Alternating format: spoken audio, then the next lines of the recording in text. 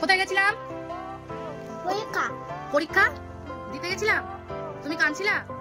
তাই?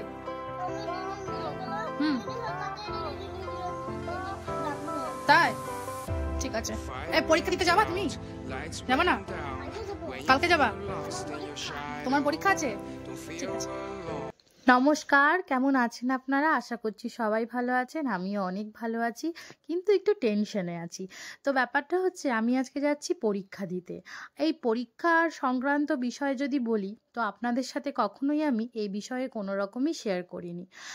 আমি শেয়ার করেছি আপনাদের সাথে হাউসওয়াইফ হিসাবে। তো আমি হাউসওয়াইফ থাকাকালীন আমার পড়াশোনাটাকে আমি চালিয়ে যাচ্ছি। তো এই জন্যই আমি একটা জবের পরীক্ষা দিতে যাচ্ছি দুর্গাপুরে। তো এই দেখুন জঙ্গলটা খুব সুন্দর, তা ভাবলাম যে একটা ছোট মিনি ব্লগ করা যাক, আপনাদের সাথে অনেক কিছুই শেয়ার করি, তাই এটা কেন বাকি থাকে। আপনারা হয়তো জানবেন না যে আমি পড়াশোনা করি বা করছি। তো এই দেখুন আপনাদের সাথে কথা বলতে বলতে আমি চলে এলাম আমার কলেজে, মানে আমার যেখানে সিট পড়েছে সেখানে। তো এই জায়গাটা আমি কখনোই আসিনি, এবারই প্রথম। তো পরীক্ষা সেন্টারটা দেখে তো ভীষণই ভয়ে ছিলাম, এই যে দেখা যাচ্ছে প্রচণ্ড ভয়ে ছিলাম যে।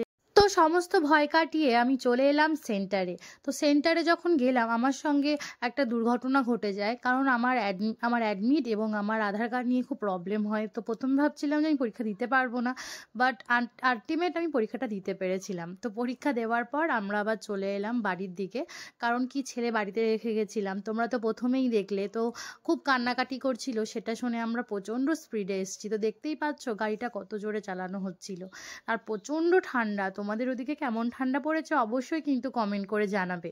আর ভিডিও এর জন্যই এত দেরিতে আসে, আমার এই পরীক্ষা এটা সেটা চলাকালীন আমার এত সমস্যা হয় যে আমি ভিডিও এডিটিং করতে পারি না। তো ভালো থেকো সবাই, আমিও বাড়ি চলে এলাম। ভিডিওটা কেমন লাগলো কমেন্ট করে জানাতে ভুলো না।